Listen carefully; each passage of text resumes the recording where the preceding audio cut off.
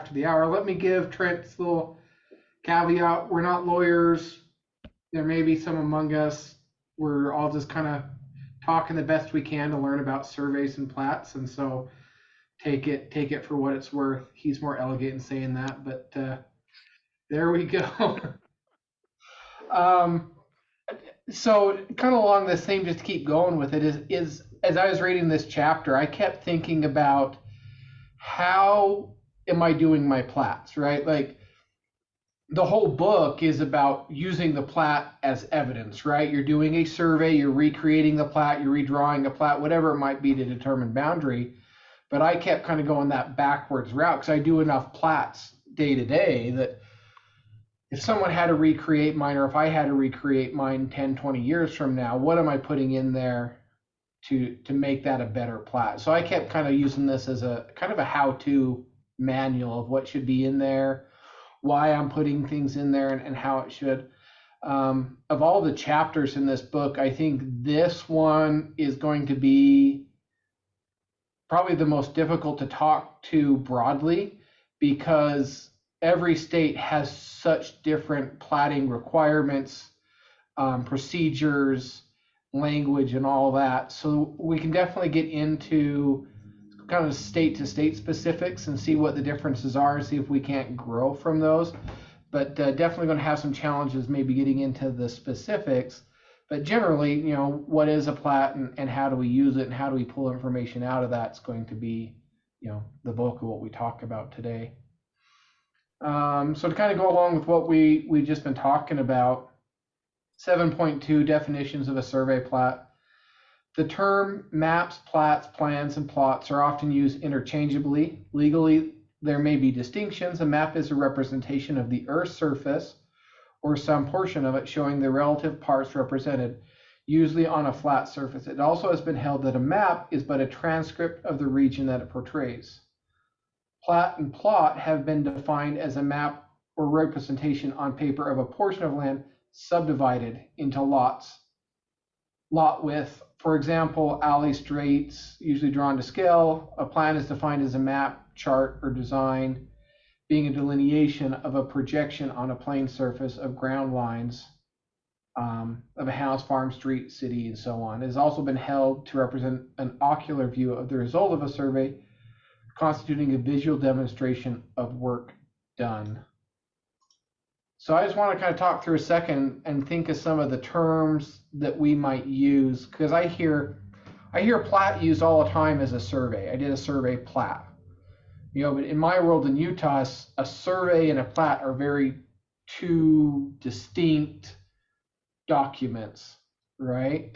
So just throw it out there. When you think of a subdivision plat or a survey plat, what do we have in the column, let's say column of creating parcels, boundaries, and lines, an original subdivision?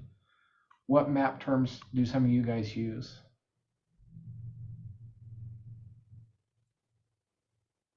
Throw it in the chat too if you don't have a speaker.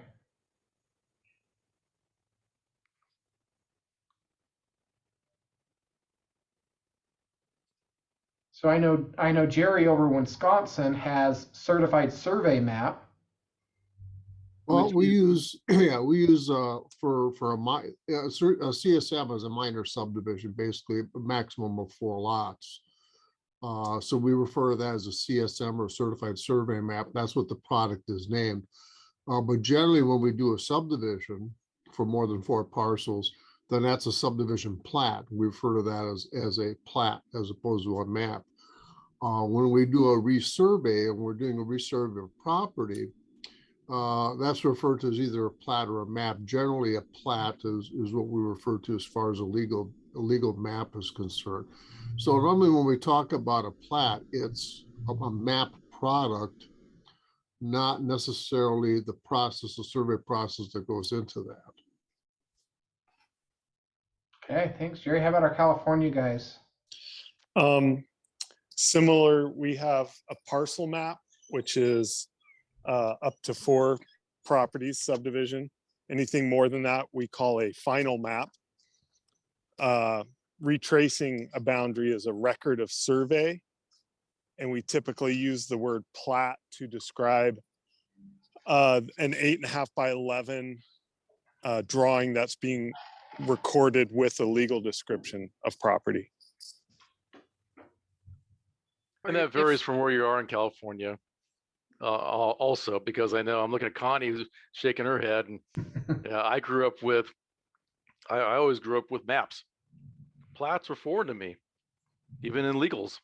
Yeah, We always had tract maps, tract maps, parcel maps, record of surveys are all maps, and even legal descriptions had Exhibit B was a map.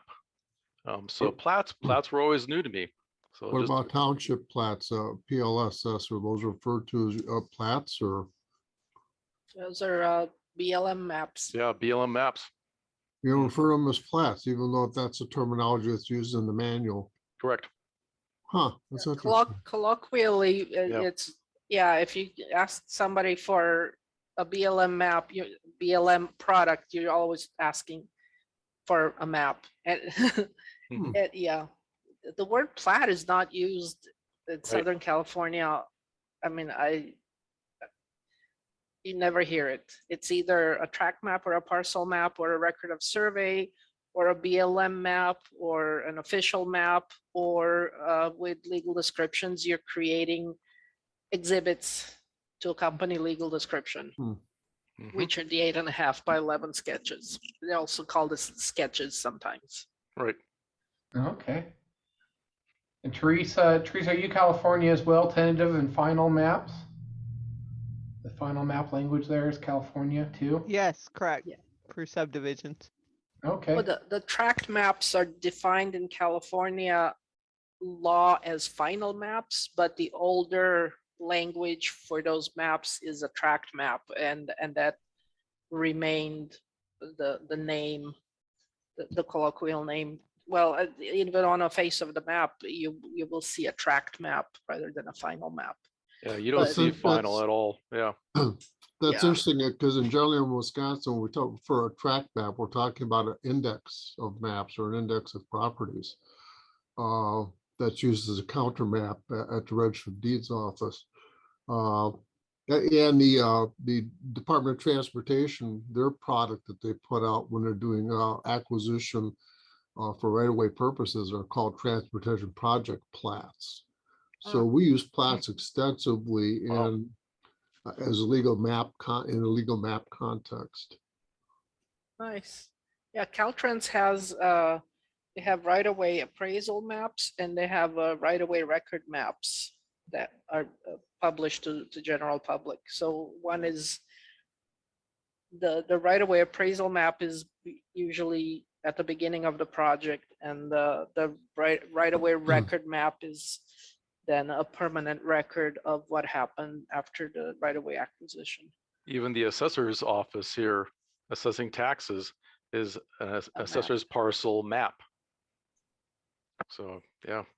Very And I interesting. also know Minnesota law, so they are all plats, right, Jerry? Common issues, Yeah, community I plat, think subdivision plat.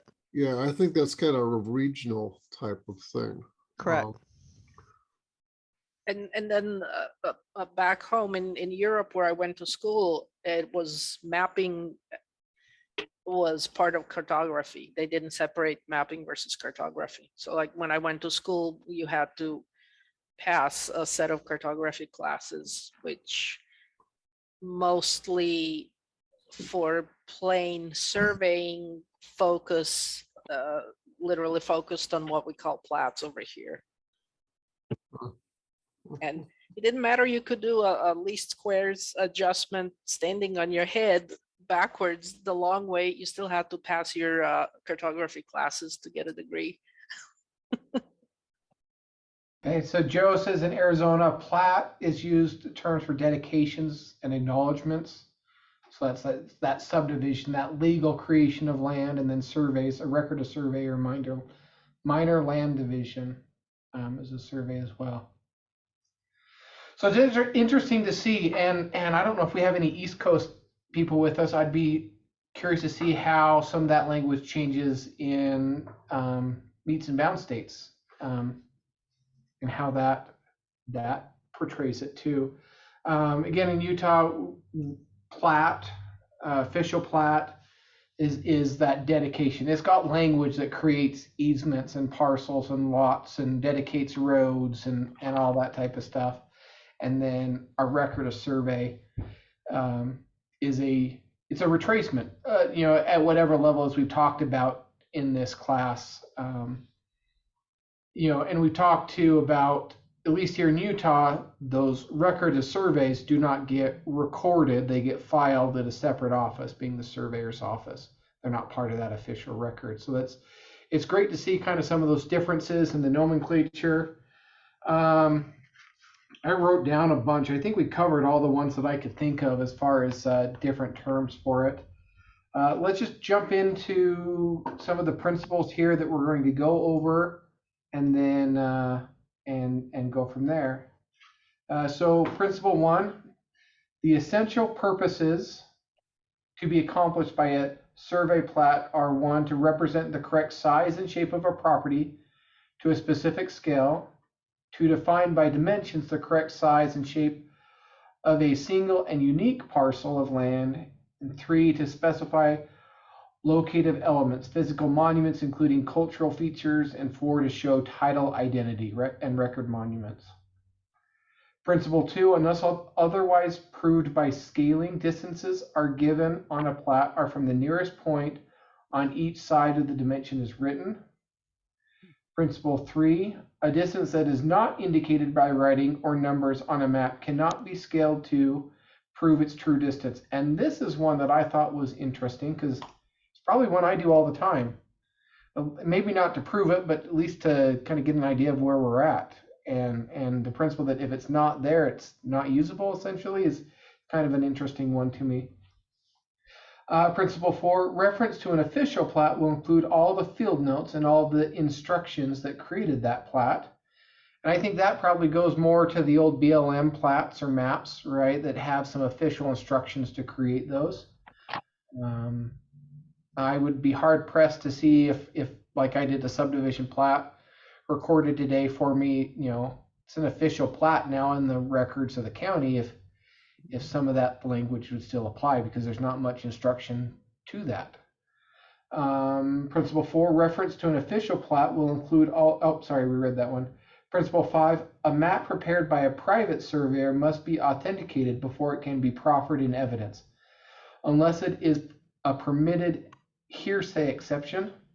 This is another one I had kind of questions for, and thought maybe we could discuss and read through a little bit because of the way they're talking about private surveyor, and really it's almost like an unrecorded plat in the way the book talked about it. And I'd be curious to see if anyone's encountered any of that type of scenario regionally.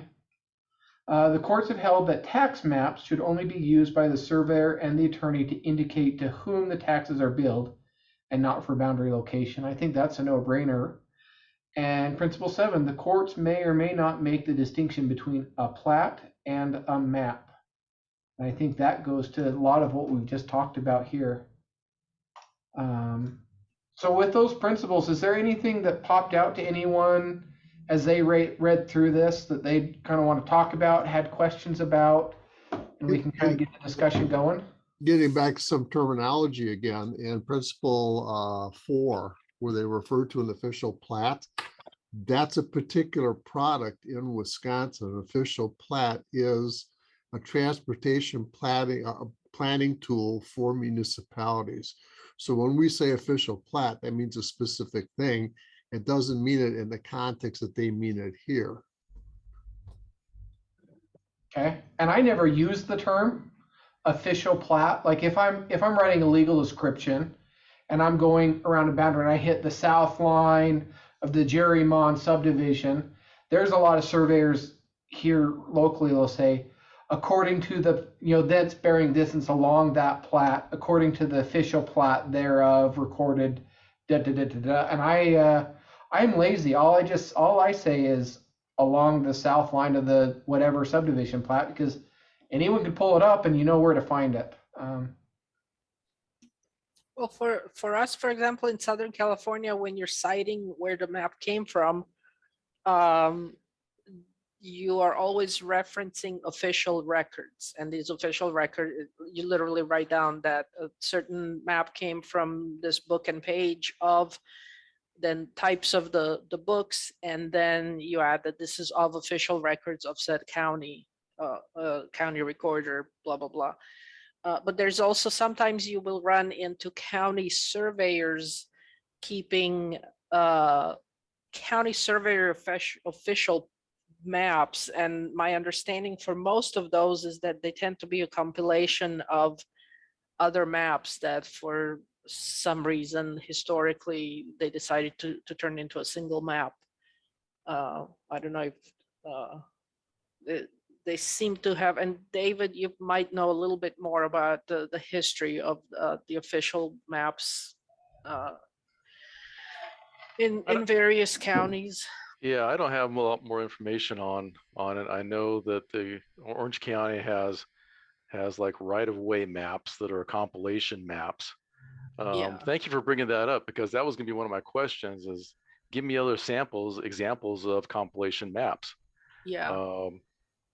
I can, yeah, Like I don't Los have a lot. Angeles County has a lot of official maps of the areas, and my understanding is always that those are a compilation of other maps, and sometimes it can be also a resurvey of certain area, and then they've decided to document that resurvey, and instead of putting it in a record of surveys, book and pages, they would publish a county surveyor official map because it was surveyed internally by the county. I know in more modern times, those have been becoming records of survey. So this is more of a historical, but I mean, you do run into those maps on occasion, and you need to reference them, legal description, or use them for a boundary establishment. So I've got a question on compilation, because the book talks about a little bit, and we don't really have compilation maps unless you're looking at, like, we call them ownership plats, right? Like I've got pulled up on the county website here. Let me share something different here. This is our county website. I just pulled up a random lot. So I've got dedication plat, and that pulls up the official plat, right? This is the one that the surveyor, well, this one doesn't look like the surveyor stamped it. This is a forever old one. But this is, I mean, this is from 1966. There's a surveyor signature, no stamp. But this is the official plat that would create those lots. They're dimensioned out. You got the road center lines. This is the document, right? If I were to go do a survey in this neighborhood, this is what I'm retracing off of. But so would that be a document that actually imparted a constructive notice that that was the moment where those lots were created, and the document by which, or instrument by which those, yeah. Yep. Yeah, so, okay. Yep. But sometimes we'll have a and this one they've just done by subdivision. This is our ownership plat, but often they'll do an ownership plat that might cover a quarter section. Just depends on how busy it gets and who was mapping at the time, essentially. So sometimes you'll have 2 or 3 subdivisions or parcels of land, adjacent parcels of land labeled, but you're compiling the subdivision plats essentially. Mm-hmm. Is that what you're talking about with a compilation? Yeah. I'm having a hard time kind of wrapping my head around it as far as like a survey standpoint, because where would the liability be, or where would the responsibility be on that? And this is what's sometimes hard to determine with compiled maps, is because there's no history attached to how that map came into existence, other than that that eventually a county surveyor blessed it as the current state of affairs, and you could have potentially a series of dedication documents that were compiled into a right-of-way map just for the ease of seeing the information in one place. So that map in itself wasn't a mechanism that created the parcels or served the purpose of any kind of a title transfer. It's just, in a modern day, you would consider it a GIS system. It's like it has a cadastral function rather than a function where you're creating a parcel or transferring title. I guess you could consider it more like an informative type of document as opposed to a controlling document. You go back to the Yes. original plat there, or subdivision map, or whatever you call it. That's the one that records and creates the boundaries at time of recordation. And all the Yes. dimensions on there then are the written record of those parcels. Yes. Anything that's derived from that then becomes informative with respect to, but secondary to the subdivision plat. Mm-hmm. Yeah, except in the situations where you find yourself that some of the original documents possibly no longer exist.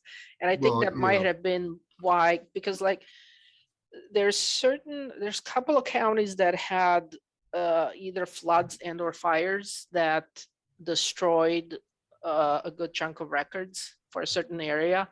And I think those are the areas that then eventually were mapped by the county surveyor and put into the official plat, which was a best case attempt of reconstructing the records for that area.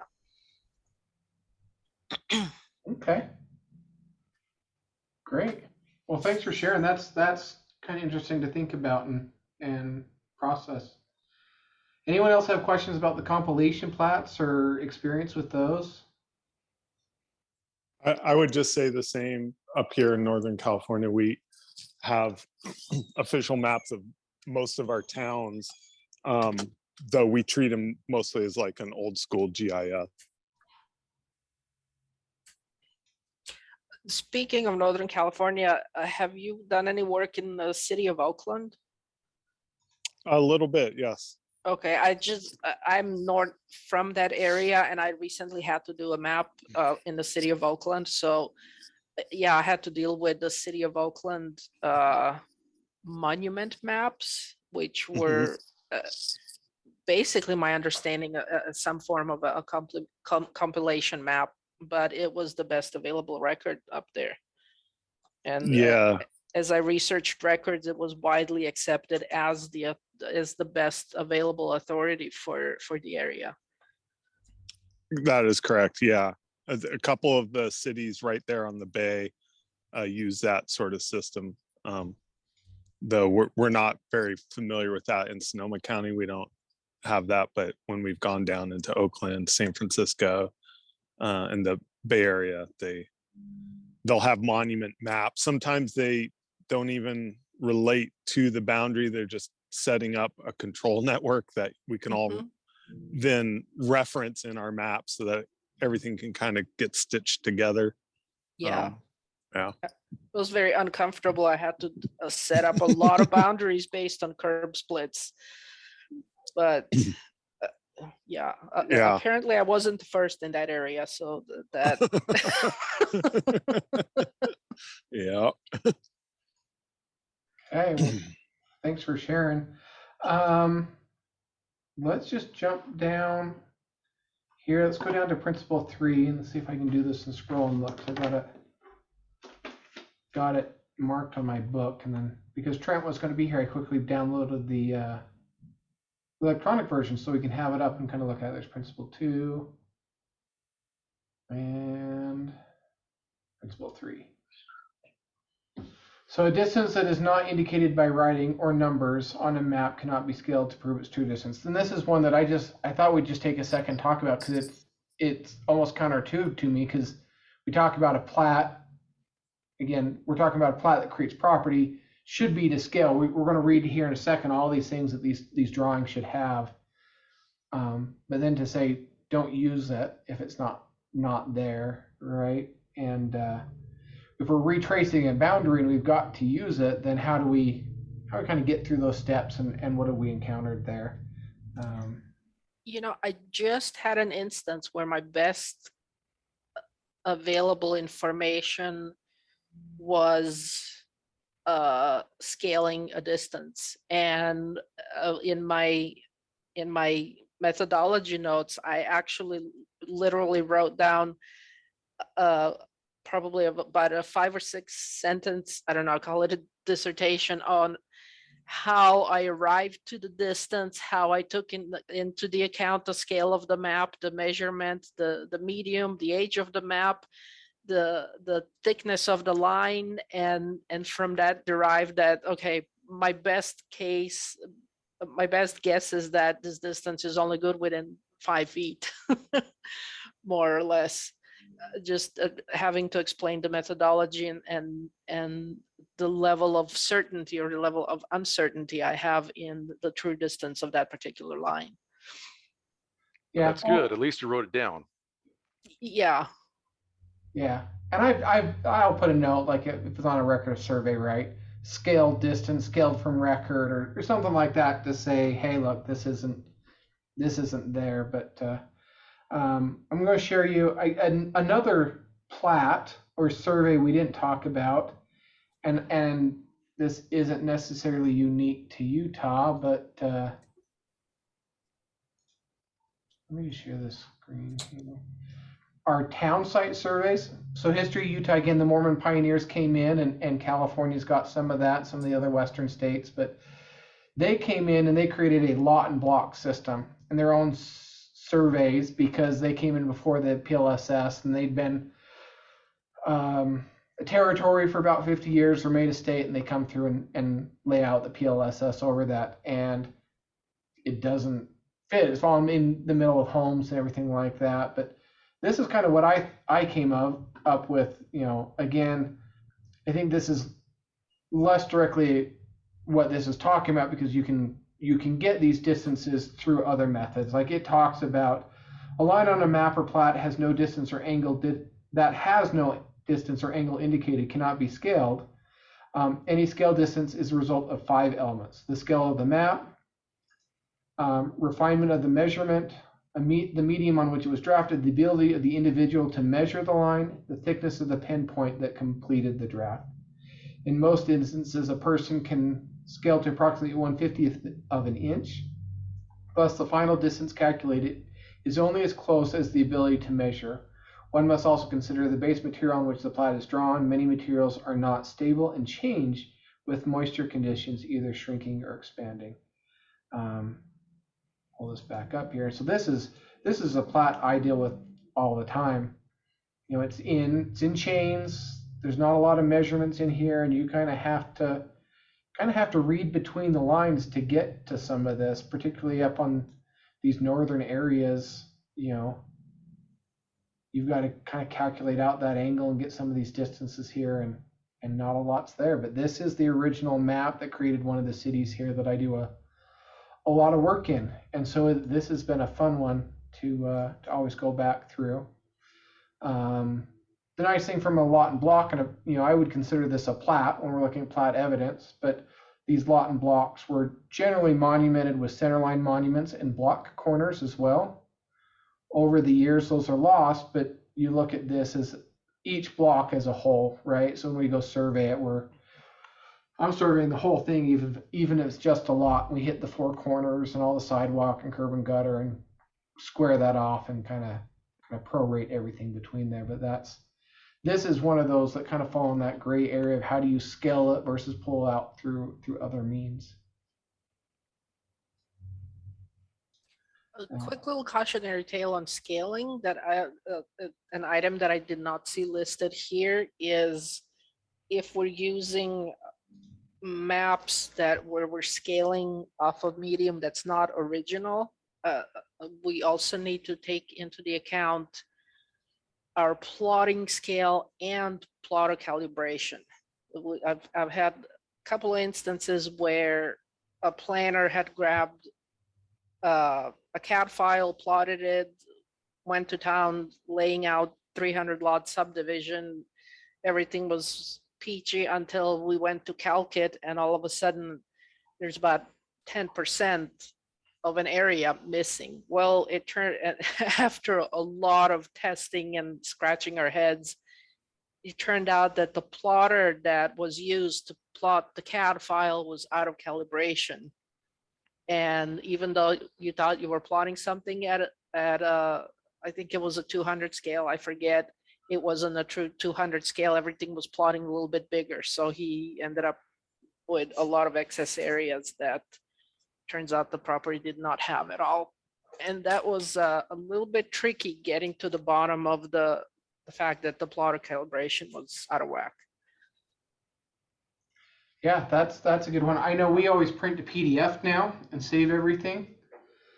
And even though our drawings are printed 1-to-1, if you're switching between like a ledger print, which we do a lot of for just red lines, and then our full size print for official stuff, you know, there is the fit to page. Yeah.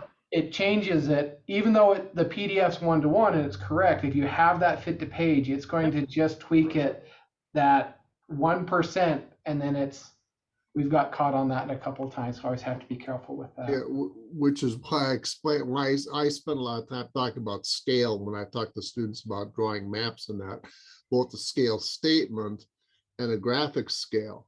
That's just as important, because the scale statement is only true at the original compilation scale and the original medium. But if it changes any, then that scale statement is no longer true. It's like the problem that Connie ran into. Whereas if you've got a graphic scale on there, that's a built-in scale. That's a built-in scale bar, and you've got something to check against.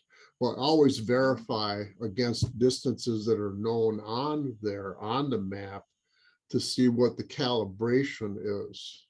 Okay? And the other thing that drives me nuts is I'm a traditionalist. I grew up on a 10, 20, 30, 40, 50, 60 engineer scale, surveyor scale. So to me, those are the scales you use. There is no such thing as 1 inch equals 80 feet. But you know, everybody does that all the time. I want to have a scale that's a derivative of something I can lay down without having to think, now, do I divide by 2 or do I multiply by 2 when I use a 40 scale, you know? Because that confuses the hell out of people. That's my 2 cents worth of it. Hey, I agree. We've got new drafters who put it on a 70 scale that's completely, God. you know, it's like, come on, well, it fit well. I'm like, yeah, but it doesn't fit well. Yeah. And yeah, at the minimum, Give me something use that I can put my scale on. Yeah. That's Triangle it right scale there. right there. Yeah. And if it's not that, then it doesn't exist. Yep. So as we're talking about it, the relationship between the plat dimension and those on the ground can be expressed by 1, a bar scale, 2, a ratio, or 3, a representative fraction. The bar scale is the most useful because its value is not changed when the plat is reproduced by either an enlargement or reproduction process. Along with the bar scale, a ratio scale is indicated as 1 inch equals 100 feet. Architect scales 1/16 inch equals a foot are not convenient to use on survey plats and should be avoided. Anything architectural should be avoided. That's just a swear word. Yeah. A representative fraction such as 1/100, meaning 1 inch equals 100, 1 inch equals 100 inches, is commonly used on government topographic maps, but is not used on private survey plats. It is suggested that a bar scale be used in the event the original map is enlarged or reduced. So reinforces. Okay, another pet peeve that I have, and this goes back to the representative scale versus an equivalent scale. The equivalent scale's got mixed units. 1 inch equals 100 feet, whereas a representative or an equivalent, a ratio is 1 to something. So when somebody says to me, I've got a 1 to 200 map, I immediately ask them, what do you mean? Do you mean 1 to 200 as a ratio, or do you mean 1 inch equals 200 feet? Because those are 2 different scales. Yep. And okay, we kind of find ourselves falling into that. So we're always talking about 1 to 100 map. And most of the time, if you're talking to another surveyor, they're going to assume what you mean is 1 inch equals 100 feet. But if it's somebody that's not a surveyor, maybe a GIS cartographer or something like that, when you say 1 to 100, they may automatically think in terms of a ratio as opposed to an equivalence. That's A lot of great. people don't understand the representative fraction scale. You know, it's even for me, I always have to go back and remind myself about what the heck what's it doing? You know, 1 to what? So that when you're doing photogrammetry questions on the LS test, you always Yeah. have to remember those units. Yep, Yeah. you do. Because everything goes from, goes into the ratios when you're figuring out the photo scale. Yep. Yep. Okay, let's just go through. This is a relatively small chapter, but I think next times, because it talks about riparian boundaries, we could get in the weeds and really easily take up the whole time. So I think we'll end up being a little short this time, but I didn't want to try and pack them together.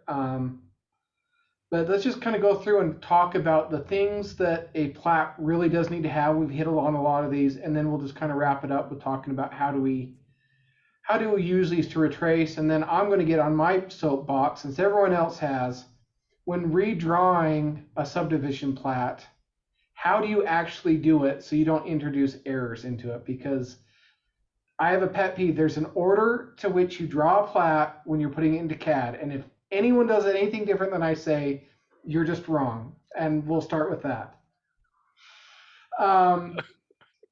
So let's talk about features of plat. Cartographic expressions, symbols, north arrow, dimension arrows, and the like are generally identical for all types of plats. But cadastral features such as legal descriptions, monuments found, and setbacks are variable within each parcel of land surveyed and identified, since the purpose is not to discuss the techniques of plat making, but the cartographic expression is only briefly mentioned.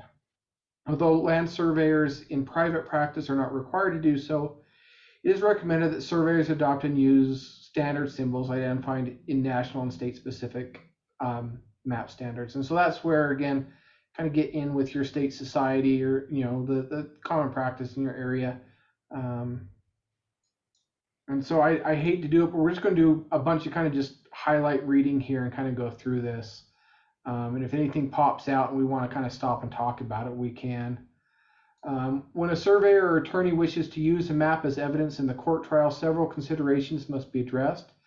The first is whether the court would keep the map for its records, whether the court retains the map. If the original is used, then that original may be lost or never returned to the attorney or the surveyor. To keep this from happening, the original should be introduced in evidence and a copy substituted.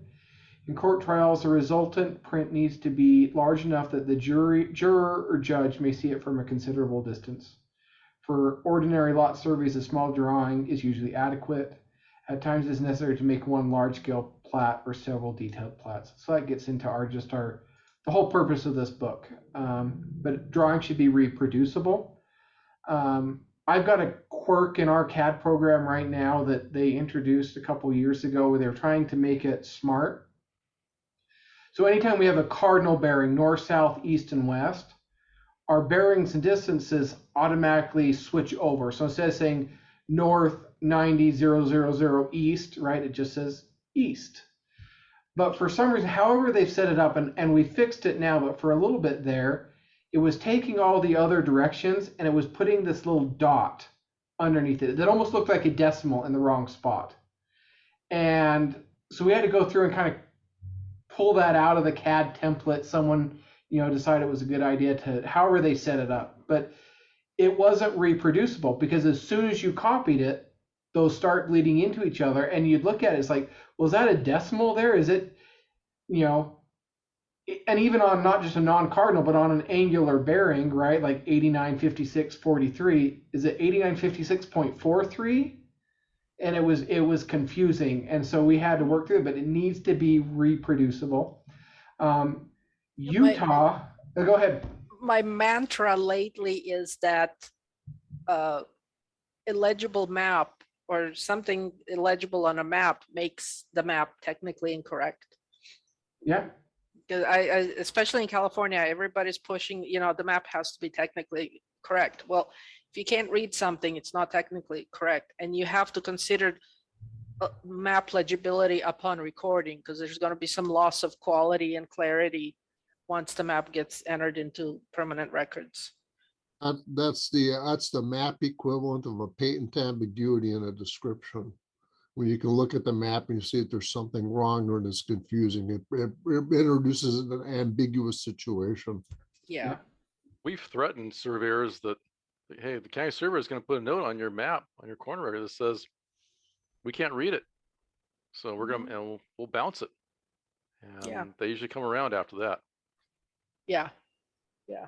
Because yeah, everybody in California, there's a clause in the PLS Act that your map has to be technically correct. That's the what everybody attests to the map when it's being checked and recorded. So a lot of people have been hesitant to say, well, if you can't read a map, it's not technically correct. And I'm done with pussyfooting around that statement. So I have a question for you, Connie, because I've been doing some city surveying work up here in Central Valley. What about North Bearing?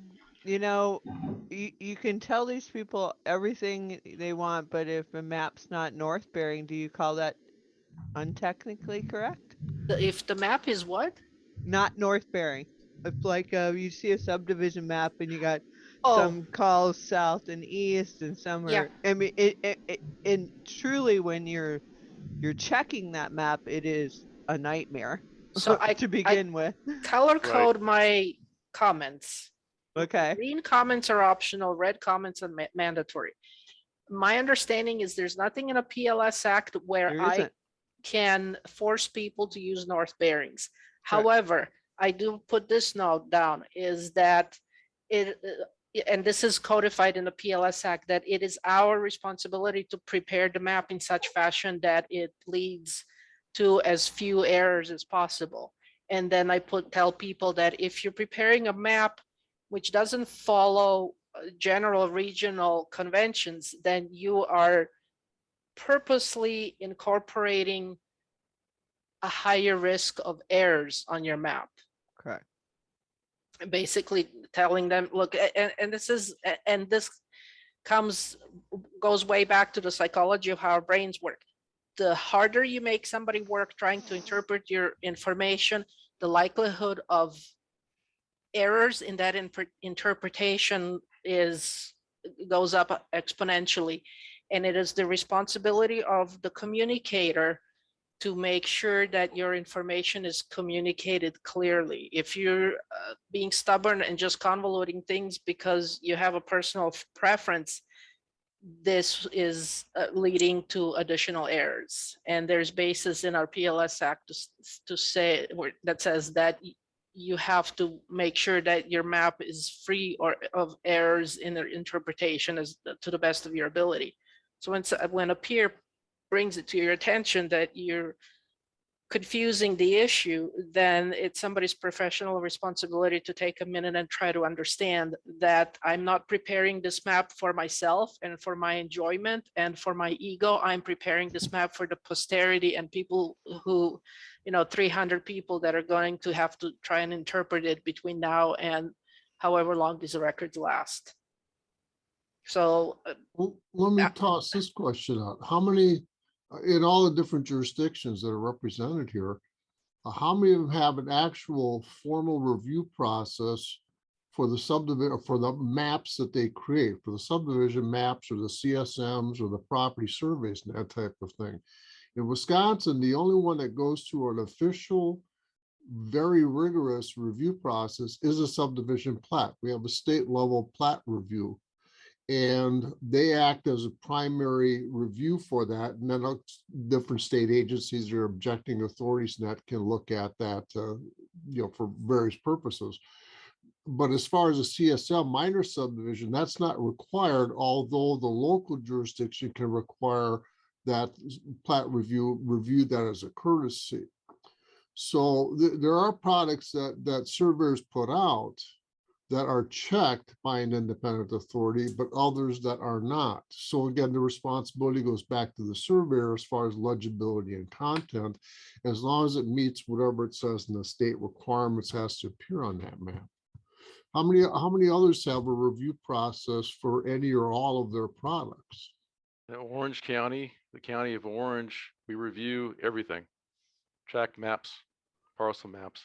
But that's a local requirement, right? That's not a state level requirement. It's not a state level it's state mandated.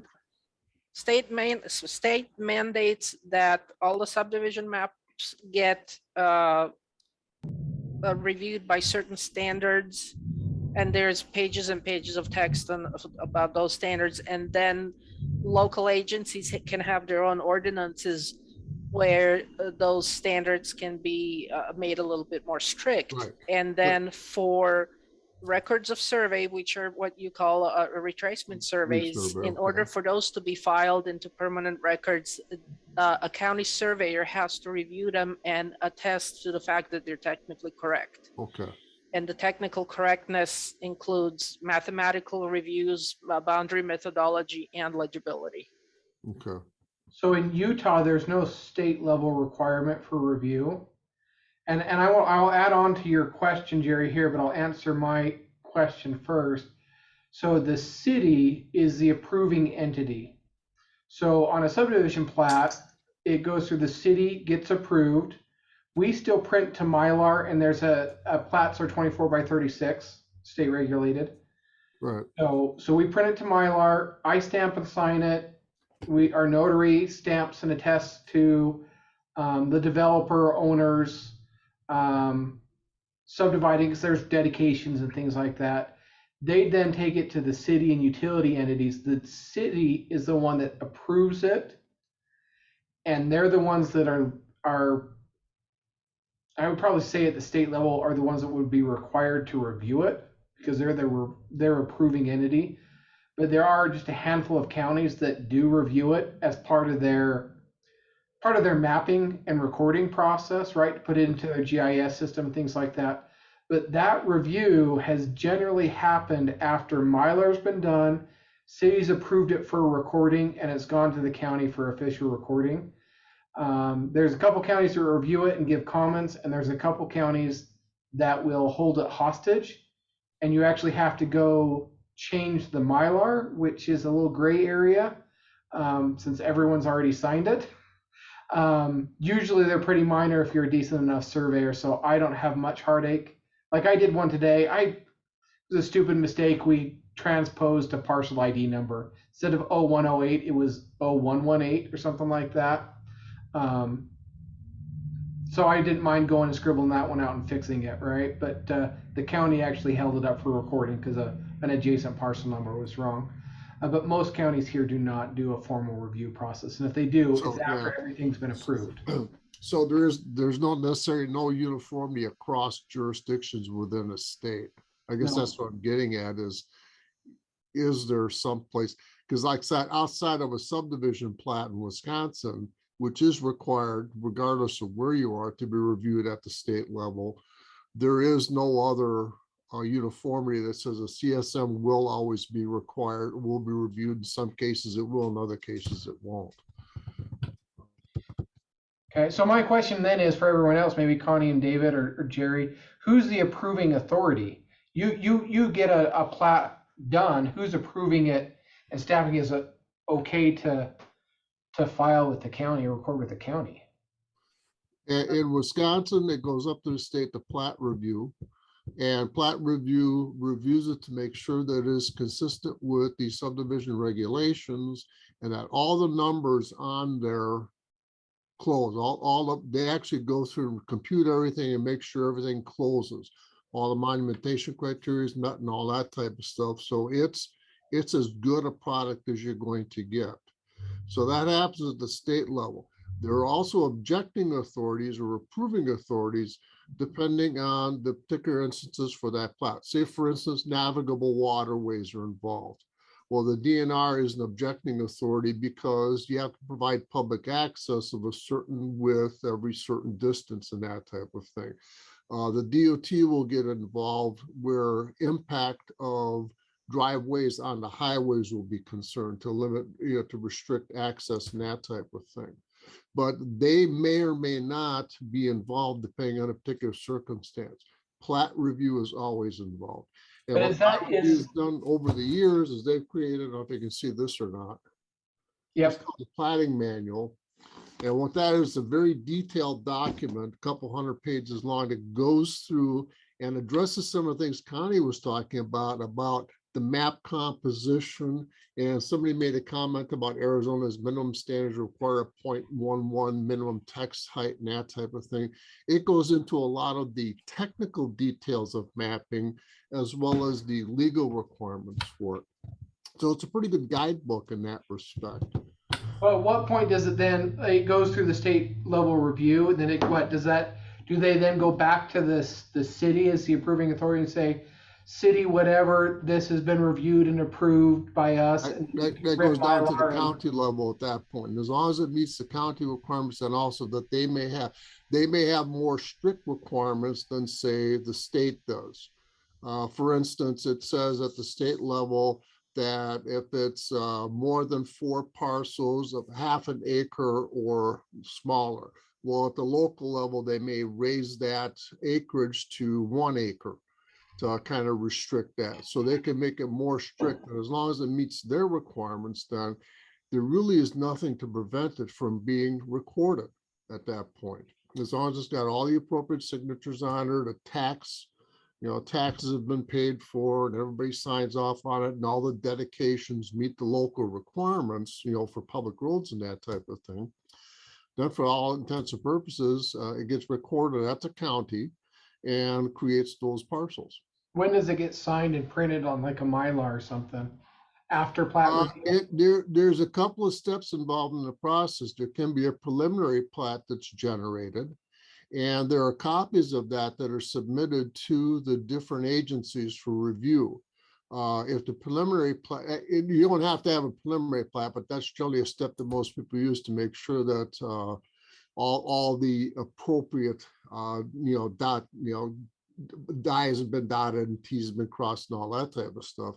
But then the final plat is generated, the copies of the final plat are generated and sent around. The one that goes to plat review at the state level is the one that gets submitted down to the county level for recordation in the public record.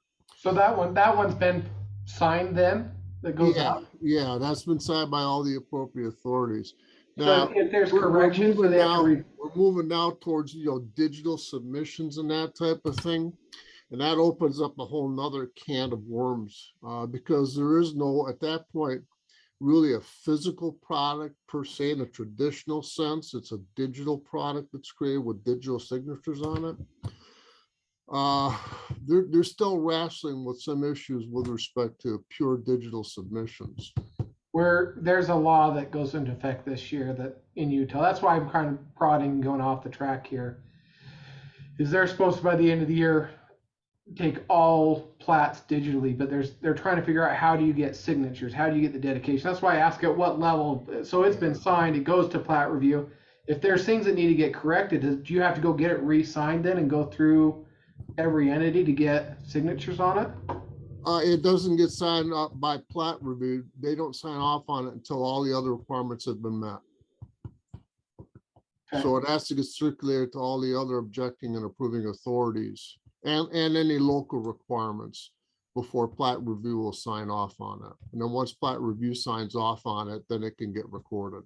But so if plat review rejects it for some reason, and they've got to make a change to it, do they have to start that process kind of over, reprint it, fix it, reprint it, re-get signatures, and then get it back up to plat review again? Generally, by the time it gets to plat review, those signatures that are on there, they're really all the deficiencies have been addressed on it at that point, which is one of the reasons they go through, most go through the preliminary plat process to make sure that they find all those issues and address them before it goes through the final process. There could be some deficiencies identified in the preliminary process. And if those are identified as being corrected in the final plat process, then that preliminary approval that you get for the preliminary plat carries on through to the final plat. Okay, great. How about Connie, David, or anyone else? Joe, how's it in Arizona to get, who's jurisdictionally approving that?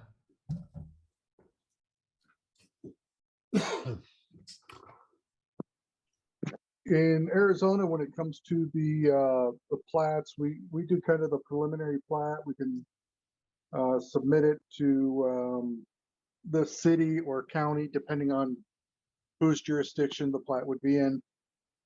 They will approve preliminaries, they'll send back for corrections, and then at the time of final plat or replatting or whatever's happening, they do the signatures and acknowledgements. Typically, the surveyor or engineer will sign electronically and it gets sent out.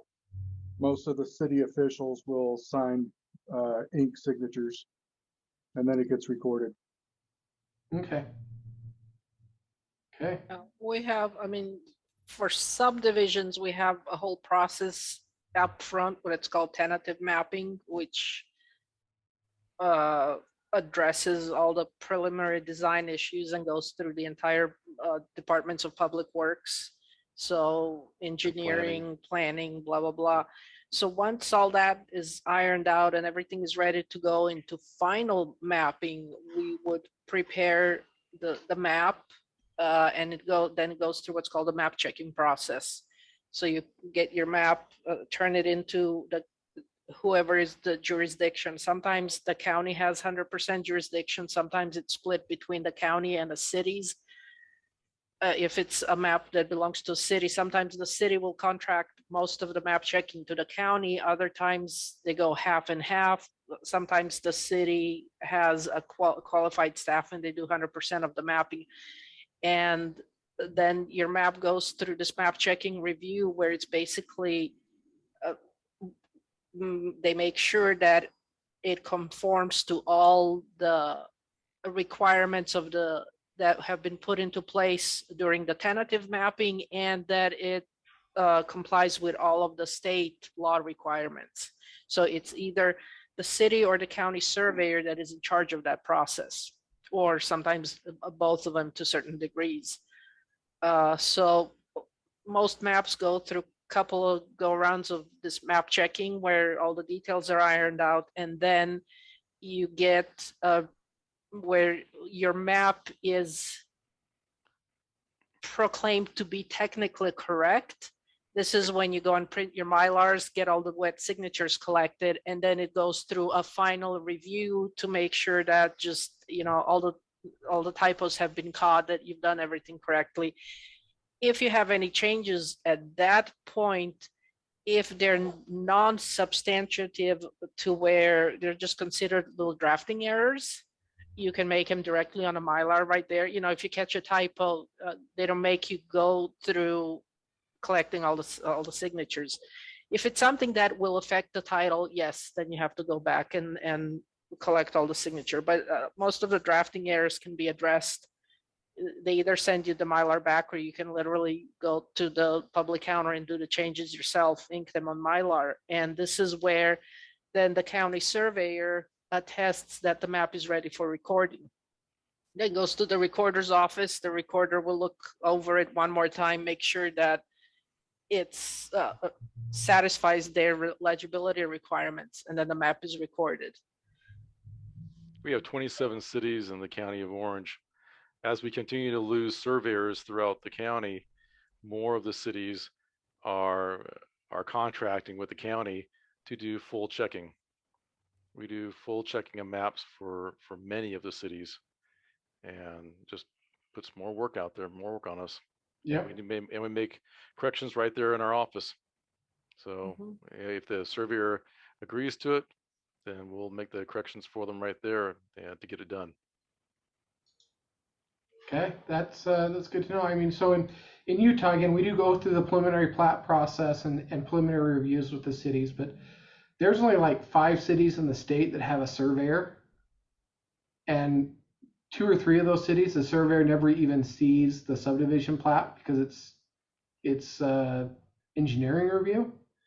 They're there to do city stuff, not review. And then at the county level, there's only 5 counties even that have county surveyors, and only one of those counties, Salt Lake being the capital county, their recorder uses their surveyor to review the plats. Other than that, it's the recorder's office. So you have people that don't even understand surveying and mapping doing the plat check. But problem is like I said, the cities will do a review it, approve it, but at that point, the county's never seen it to like walk it in to record.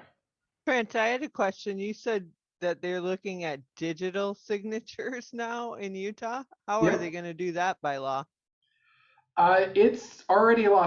So digital recording has already been in place for like a deed, right? Like you go to the title company and you do a warranty deed. They've got a notary there. They scan it in and they can e-file it, and there's software they use. Essentially, it would be some sort of process like that, and you e-file a signed PDF that's notarized by like a title company. We're toying with how to do it. I think Iowa probably has the best test program for that. They have a state land information system that ties to 95% of the counties, and you can file directly through there. I've never actually filed directly in Iowa through their system. I've always gone directly to the county. But they're looking at some sort of like Adobe Sign type program, and each county is kind of left up to its own devices to figure out how to do it. But the recorders are really worried about that. One, because if you're digitally filing it, how do you make some of these small corrections, that might be warranted? And then how do you ensure that the people signing it are the people that are supposed to be signing it? Correct, because in Minnesota, they require our land surveyors to sign on our plats, and we have to get notary to sign even for a land surveyor, not just the owner, the land Oh, really? surveyor itself in Oh. Minnesota. Wow. Yep, it's a little bit different than California law, but they make them sign. Surveyors, architects, and engineers sometimes to sign their plats. Well, I sign all my plats, but I stamp it as a professional. I wouldn't. Yep, I no, need a notary too. notary. Notary in Minnesota for a land surveyor Hmm. to sign on our plats. Yeah, I got an email from my local county to do a lot of the work in. They are trying to look at even CAD submittal along with it electronically, so they can do their checks through CAD, which is new. I've done that once in Iowa, but never here. So that's interesting. We'll see how it plays out. I'll let you guys know in a year if I'm still surveying. It's going well. Okay, well, thanks for that side little travel there, guys. I'm always interested to see how other people do it, see how we can make ourselves better, and it's kind of good information. May not be totally relevant to the book, but let's jump back in. So symbols, we've kind of talked about symbols indicating direction. Here's another thing that I will die on my sword. North is either up, and if it's not north, it damn well better be east. I've said it. There we go. I spent 6 years doing engineering. North arrow can end up any which way. You just learn to pay attention to it. Yep. Do you guys know why it's east or north? Traditionally, it was always east because that's where the sun rose. Right. Ancient maps always had east up because that was what they assumed was the point of beginning, right? So east was always at the top. But It's interesting when I do presentations, seminars and stuff, when I'm dealing with directions and that, I generally ask the crowd when we're sitting inside a room, which way is north, and have them point. Well, when I talked to a bunch of attorneys once, I asked them to point the direction of north, and 90% of them pointed to the ceiling. And at first I was confused until I thought, well, the reason they point at the ceiling is when they look at a map, north is up. So that's the way north is to them. It's towards the ceiling. So I thought it was kind of interesting. yeah, I just get on my soapbox, kind of like Connie's artistic, way of doing it. If I see something that's not north or east, I cringe a little bit and say they don't artistically or cartographically know what they're doing. Well, consistency helps with minimizing errors. So it's good to have standards and consistencies. And when you're working somewhere locally that's quite a bit different from your own home area, it's good to learn their Idiosyncrasies. Yep. yeah. Yeah, absolutely. Basis of bearings. Here's a little thing. Most everyone calls it basis of bearing in Utah, but I know other places basis of bearings. I'm a big basis of bearings plural because that basis controls all the bearings. Small little intricacies, but that's my argument to it. Is it's not controlling one bearing; it controls all of it. So it's the basis for all the bearings, plural. But you got nitpicker. Yeah. But you need to show where you're coming from. If north is that way or north is that way, it doesn't really matter as long as everyone knows what you're doing and how you got there. I was talking when I was over at the county today about the electronic submittal of CAT files. I don't work in state plane. We do 5,000, 5,000. And I said, I'm going to send you a CAT file today, and you're going to put it in, and you're going to think that I have lost my mind because it is nowhere near where you think it is. And again, these are, I mean, average age is 70, near retirement, ladies that worked in the recorder's office for 20 years and barely know how to use a computer. And now they're going to take a CAD file and try to stick it in. And I'm going to give a CAD file that's not state plane.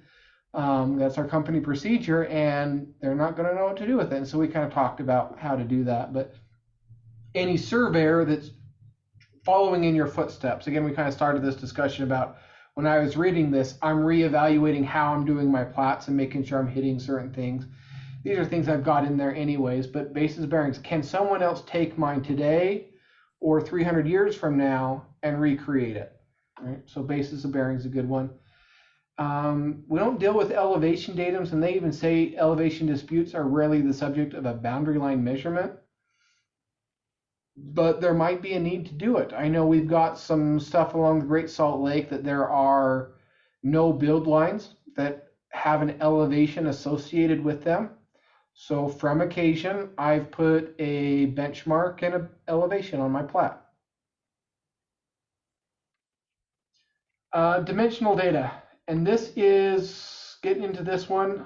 Speaking of elevation on a plat, we've been using GPS more and more lately, and actually making ties and statements regarding our GPS measurements on the face of the retracements and subdivision maps. And at that point, when you're dealing with grid to ground conversion, then your elevation becomes somewhat critical, relevant when determining scale factors. So this is where it started being more common to also include the basis of your elevations, some kind of a datum that you're following for the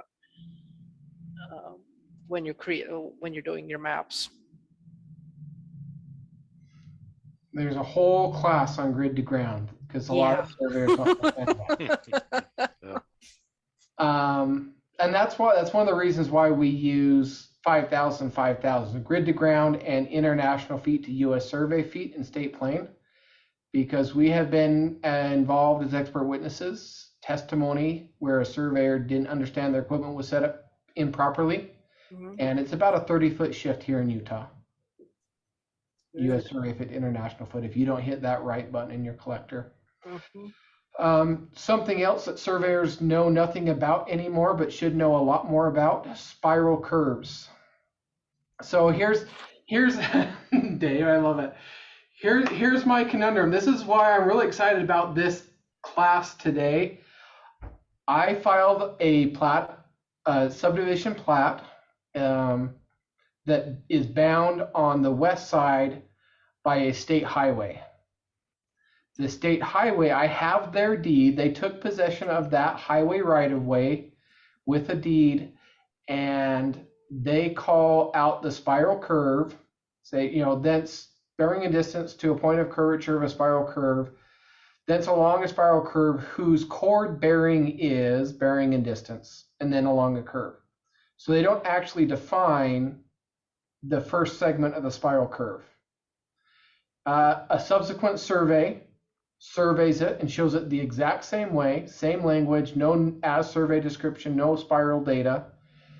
So I took the liberty of filing a subdivision plat that matched the record deed from like 1950, the record of survey from the late 90s, and my subsequent survey that just matched that, the deeds that have been passed back and forth for years, and the county surveyor, in this case does get signed by a county surveyor who is a contract surveyor, rejected my plat because I did not have enough curve information on my spiral curve.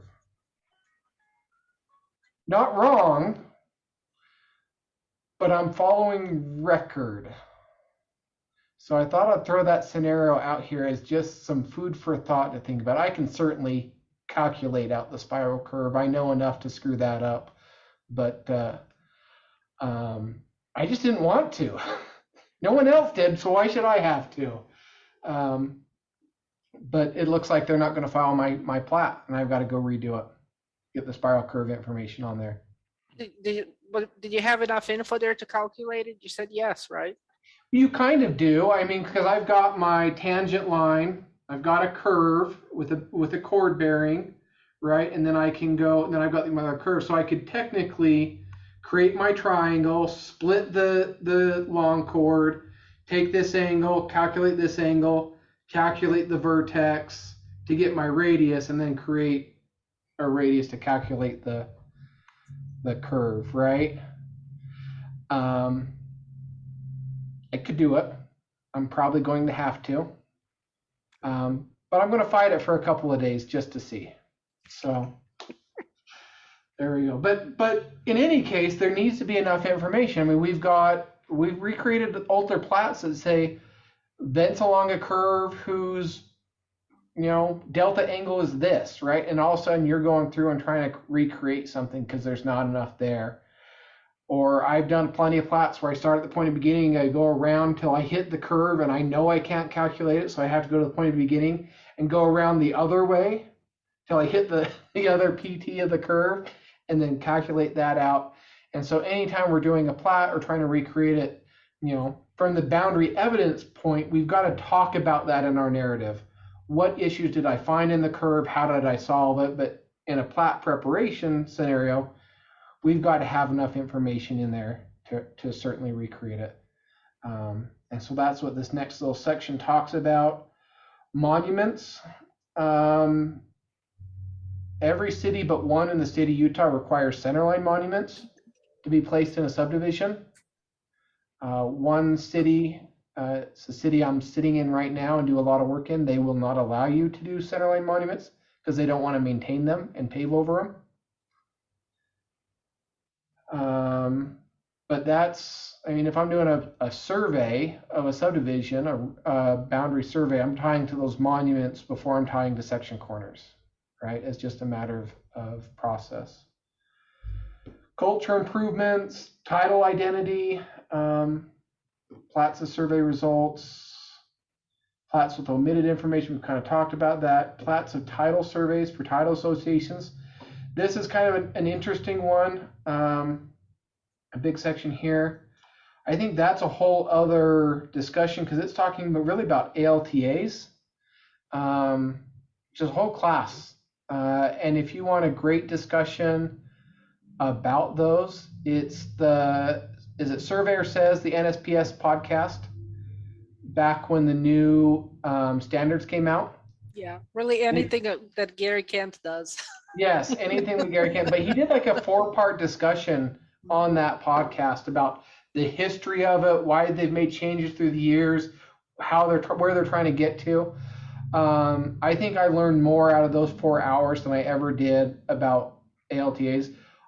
When I started as a surveyor, the mantra was just shoot everything, which isn't necessarily the case. There's a lot more in what you're trying to portray and how you're trying to portray it with the ALTA, and you're looking at title issues. And so shoot everything isn't necessarily the answer. You really got to pay attention to a few things. Surveyor certificates. This is going to be big state to state, and this is changing in Utah over time. Some counties and cities are requiring a certain language on there.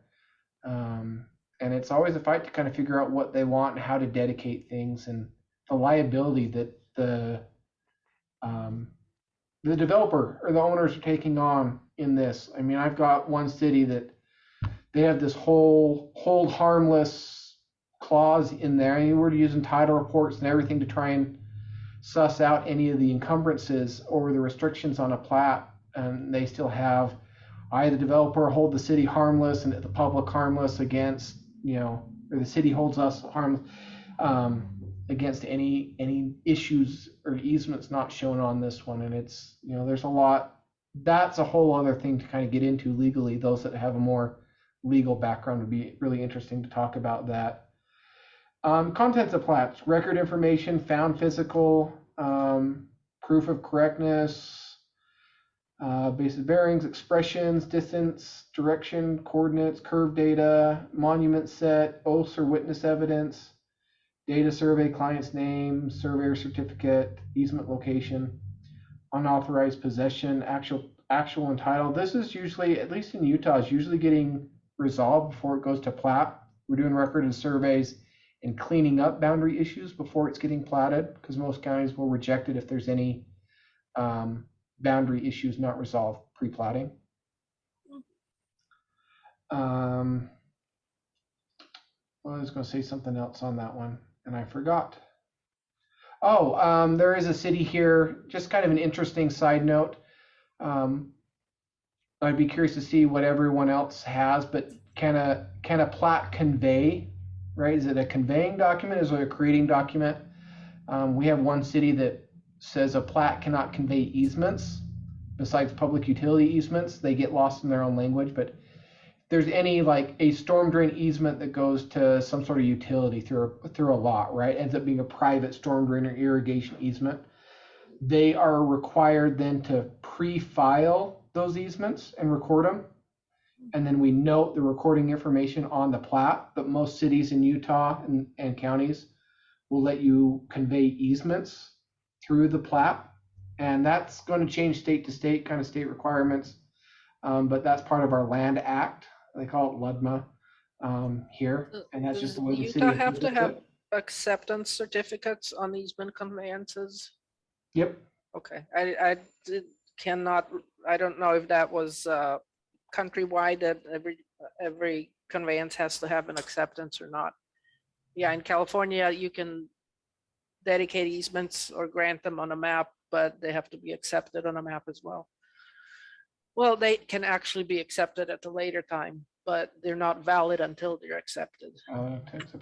Okay, so I misspoke. I misunderstood what you're saying. No, there is no acceptance requirement in Utah in that case. I could go file an easement to, the gas company across my property, and it's there until they vacate it at that point because it's their easement.